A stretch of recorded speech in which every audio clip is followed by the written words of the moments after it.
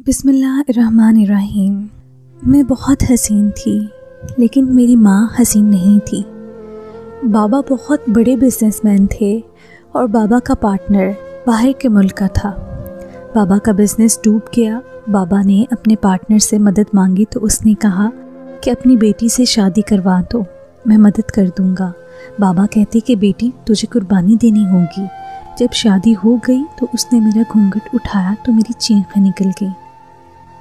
وہ بابا کا بزنس مین پارٹنر نہیں بلکہ میں دلہن بنی بیٹھی تھی، لیکن میرا دل ہر امنگ سے خالی تھا کیونکہ یہ شادی میں نے مجبوراً کی تھی، اپنے والد کی خاطر، ان کی عزت کی خاطر۔ میرا شمار بھی ان بیٹیوں میں ہوتا ہے جو باپ کی عزت بچانے کے لیے اپنی ہر خواہش کو دل سے نوچ پھینکتی ہیں۔ میرے والد کا دیوالیہ ہو گیا تھا۔ ان کے پارٹنر نے کہا کہ اگر وہ اپنی بیٹی کی شادی اس شخص سے کر دیں تو ان کو نقصان سے بچا لے گا۔ میرے والد نے تو انکار کر دیا تھا، لیکن میں نے اپنے والد کو قرض داروں کے ہاتھوں رسوا ہوتے نہیں دیکھ سکتی تھی، اس لیے اس شادی کے لیے تیار ہو گئی تھی۔ جب کمرے کا دروازہ کھلا میں نے بے دلی سے سامنے دیکھا تھا، لیکن جو شخص سامنے کھڑا مسکرا رہا تھا وہ میرا شوہر نہیں تھا۔ وہ تو اس شخص نے میرا جو حشر کیا، میری روح ہی فنا ہو گئی تھی۔ میں بے حد حسین تھی۔ اگر یہ کہا جائے کہ مجھے دیکھ کر لوگ میرے حسن کو دیکھ کر کچھ پل کے لیے اپنے ہوش کھو بیٹھتے تھے تو یہ بات غلط نہیں تھی۔ میں سادگی میں بھی حسن کا پیکر تھی۔ میری والدہ بچپن میں ہی انتقال کر چکی تھیں۔ میری پرورش میرے والد نے کی تھی۔ میرے والد مجھ سے بہت پیار کرتے تھے۔ میں جب 8ویں جماعت میں آئی تو میں کچن میں کھانا بنانا بھی سیکھنا شروع کر دیا تھا۔ انہی دنوں میرے والد نے ایک شخص کے ساتھ نیا کاروبار شروع کیا تھا۔ ایک بار ابا گھر آئے تو مجھ سے کہنے لگے کہ اگر میرا ایک کاروباری دوست اور اس کا بیٹا رات کو کھانے پر آئیں گے تو ملازمہ کے ساتھ مل کر کچھ اچھا سا کھانا بنا لینا۔ میں نے اس بات میں سر ہلا دیا۔ رات کے کھانے پر میں نے کافی اہتمام کیا۔ بہت سی چیزیں ملازمہ کے ساتھ مل کر بنائی تھیں۔ ہمارے گھر پر پردے کا کچھ خاص اہتمام نہیں رکھا جاتا تھا اور اس وقت ملازمہ بھی گھر پر نہیں تھی، اپنے گھر جا چکی تھی۔ جب ابو کے دوست آئے تھے میں نے مؤدبانہ انداز سے سلام کیا تھا۔ مجھے دیکھ کر وہ باپ بیٹا نظر ہی پلٹنا بھول گئے تھے۔ وہ شخص تو پھر کچھ قابل قبول شخص تھا، لیکن اس کا بیٹا کچھ عجیب سا تھا۔ گہری سانولی رنگت، بالکل سیاہ فام سا، موٹے بتھے سے نینکش اور اس کی عجیب سی چھوٹی چھوٹی آنکھیں، جس نے مجھے سب سے زیادہ بے چین کیا تھا۔ وہ کسی بے وقوفوں کی طرح سے مجھے دیکھ رہا تھا، جیسے پہلے کبھی کوئی لڑکی نہ دیکھی ہو۔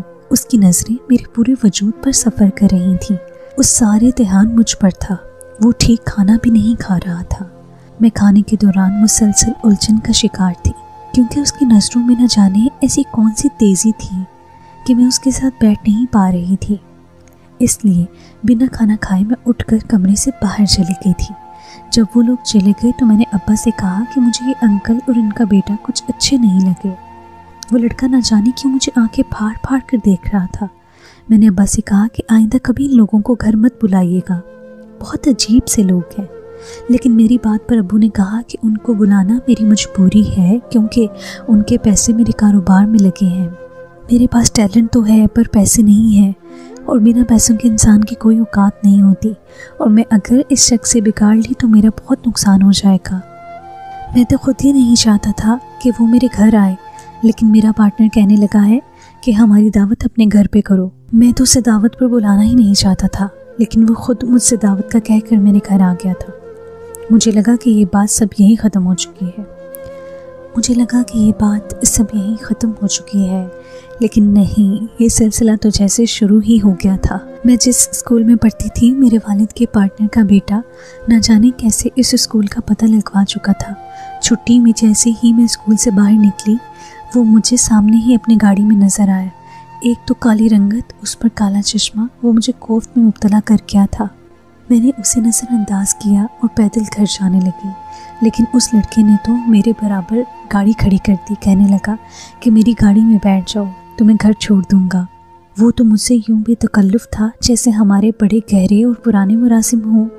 میں نے اسے صاف انکار کر دیا اور سخت لہجے میں کہا کہ آئندہ میرا پیچھا مت کرنا۔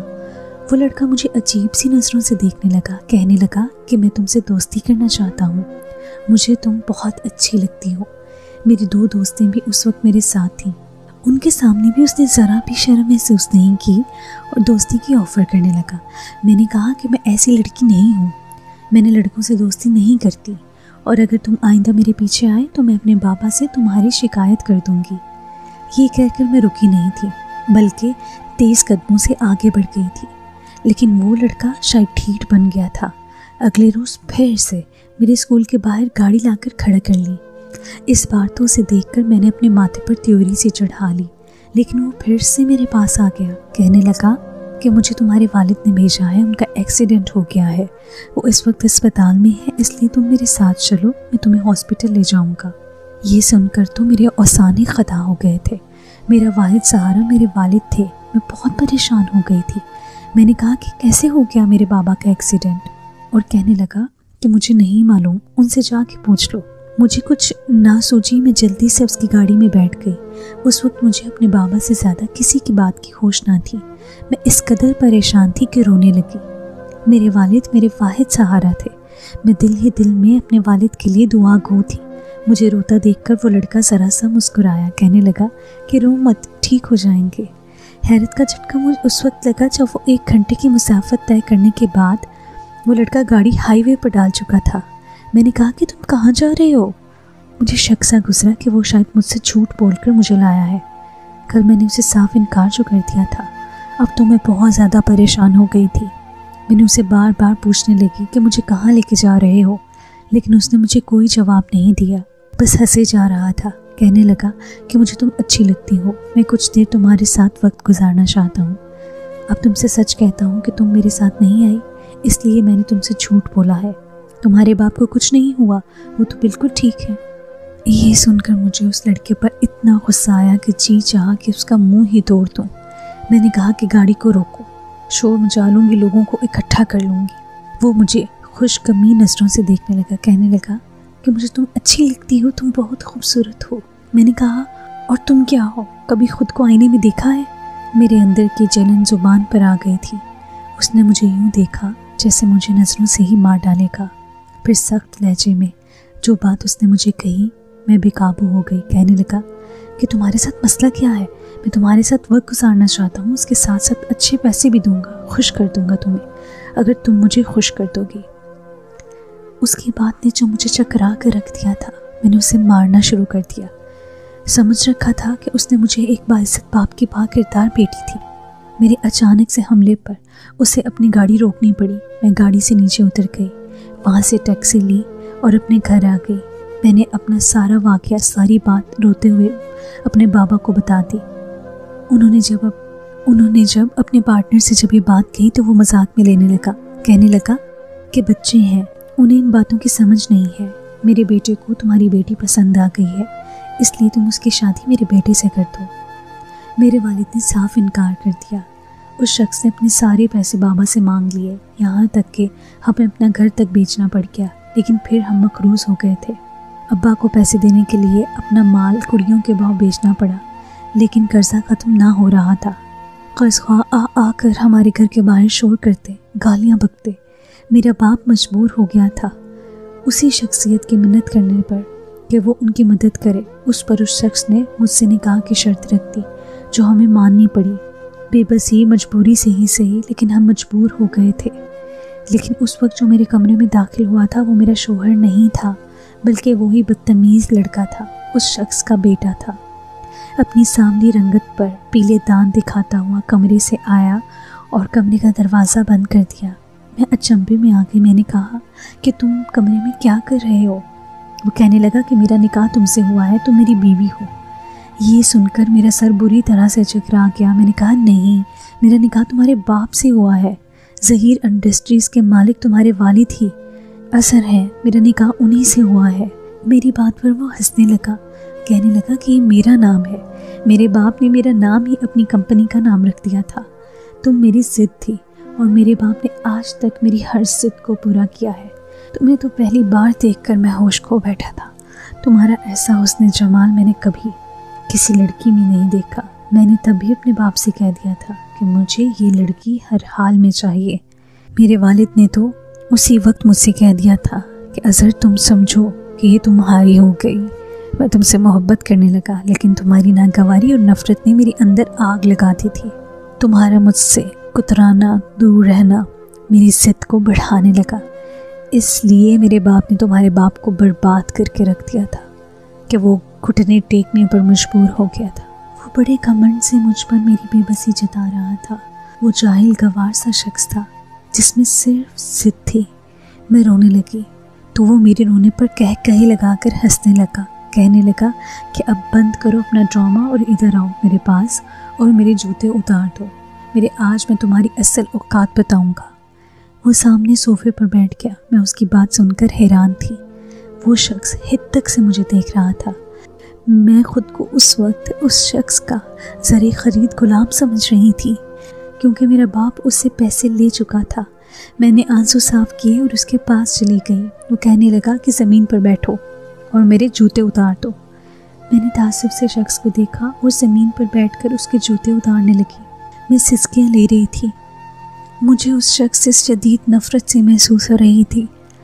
جوتے اتروانے کے بعد اس نے میرا چہرہ اپنے ہاتھوں میں دبوچا اور کہنے لگا، بڑا گھمنڈ تھا تمہیں اپنے حسن پر، دیکھ لو پیسے کی طاقت کو کیسے تم اپنے ہوشربا حسن کے ساتھ میرے سامنے زمین پر بیٹھی میرے جوتے اتار رہی ہو۔ کیا کہا تم نے کہ میں آئینہ دیکھوں؟ تمہارا تو میں آج وہ حشر کروں گا کہ تم آئینہ دیکھنے کے بھی قابل نہیں رہو گی۔ اس کی آنکھوں میں رونق تھی۔ وہ انسانی روپ میں فرعون تھا۔ میں اس کی ضد تھی۔ میرا دوپٹہ اس نے بری طرح سے میرے سر سے نوچ کر اتار کر دور پھینک دیا۔ میرا دوپٹہ بہت سی بال پن سے سر پر ٹکایا گیا تھا، اس لیے نوچنے سے میرے بال بری طرح سے کھینچے کہ میں بلبلا اٹھی۔ میرا جی چاہا کہ زہر کھا کے خود کو ختم کر لوں یا کہیں بھاگ جاؤں، اس شخص کی شکل بھی مجھے دیکھنی نہ پڑے۔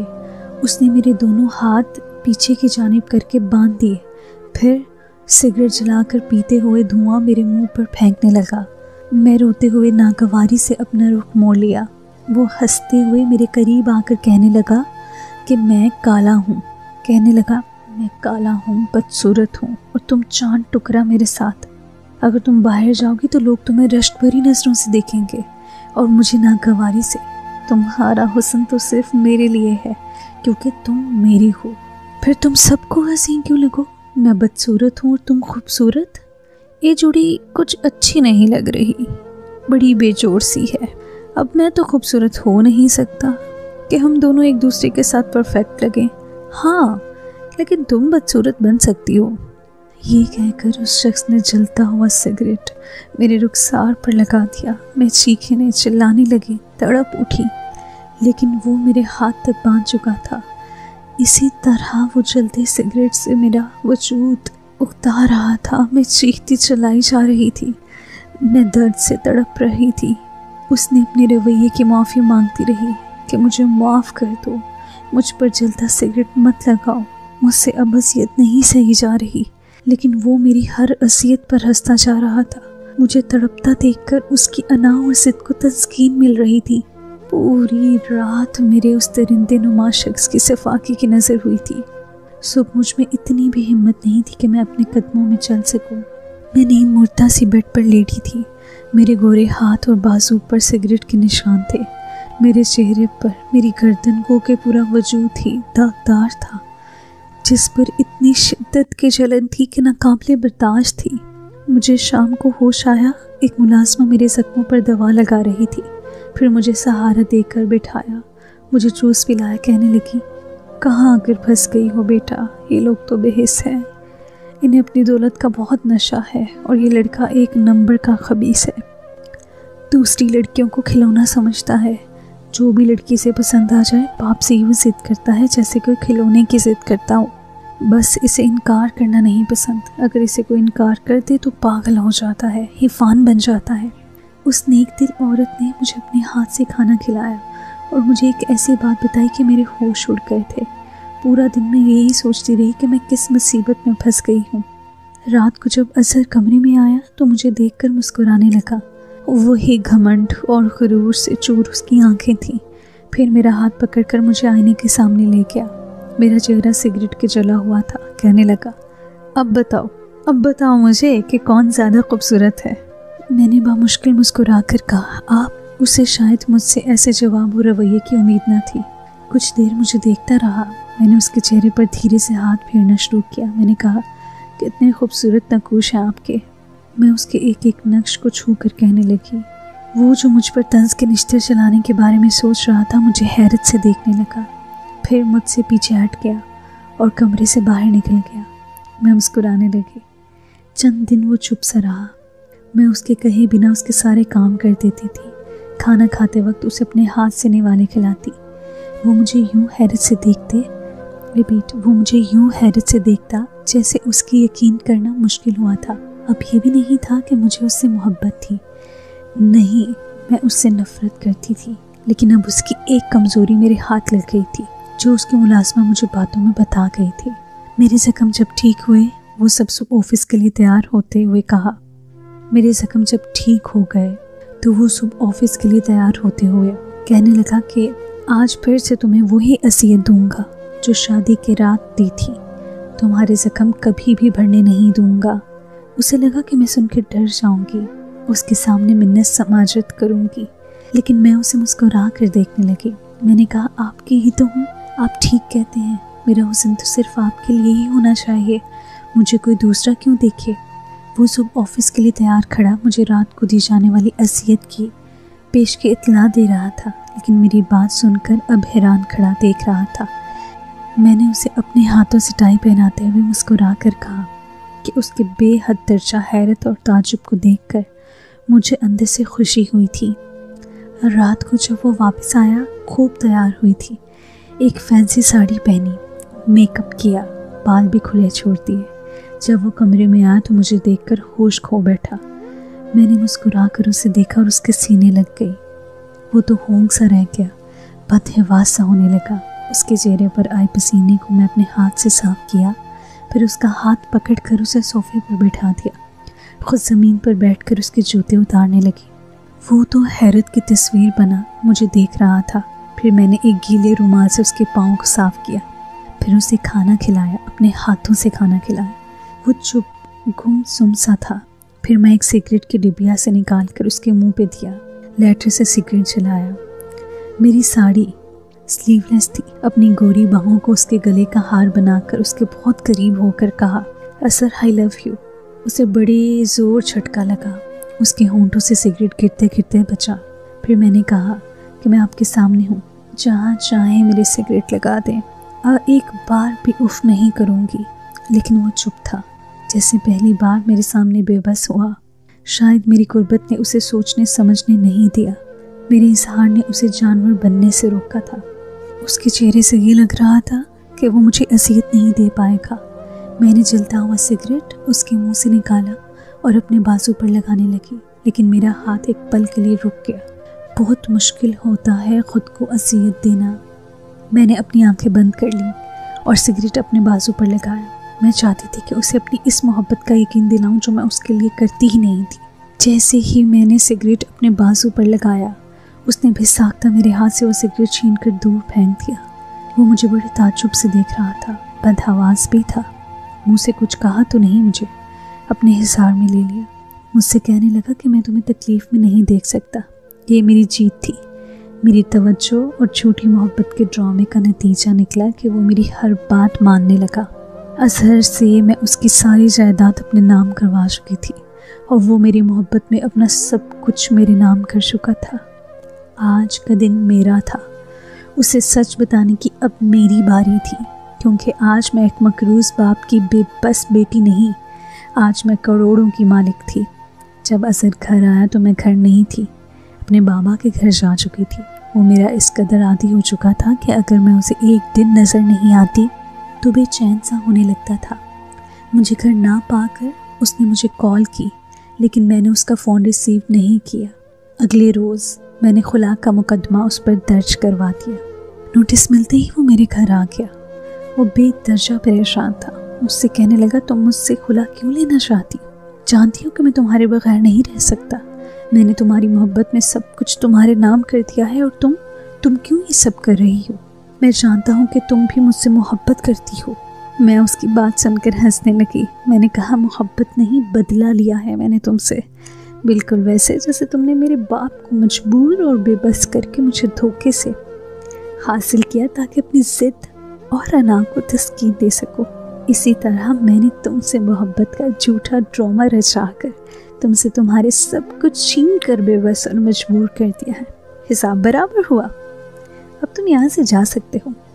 खुला मैं तुमसे अदालत की सिरिये ले लूँगी। वो मेरे सामने घुटनों के बल बैठकर हाथ जोड़ने लगा, कहने लगा कि मर जाऊँगा तो मुझे अगर एक दिन नज़र ना आओ तो मैं बेचैन हो जाता हूँ। मुझे माफ़ कर दो, मुझे कोई भी सज़ा दे दो। वो मुझे मारो, सिगरेट से जला दो, जो मर्जी करो, लेकिन मुझे छोड़ के मत जाओ।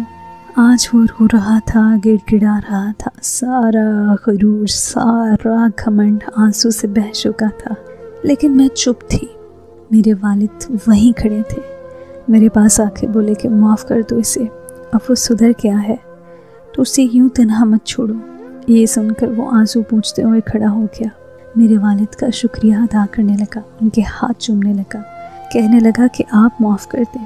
फिर मुझे कहने लगा, चलो वापस मेरे साथ। उसने मेरा हाथ थामा तो मैं चुपचाप उसके साथ वापस चली गई थी, क्योंकि मोहब्बत का नाटक करते करते मोहब्बत तो मुझे भी उससे हो गई थी।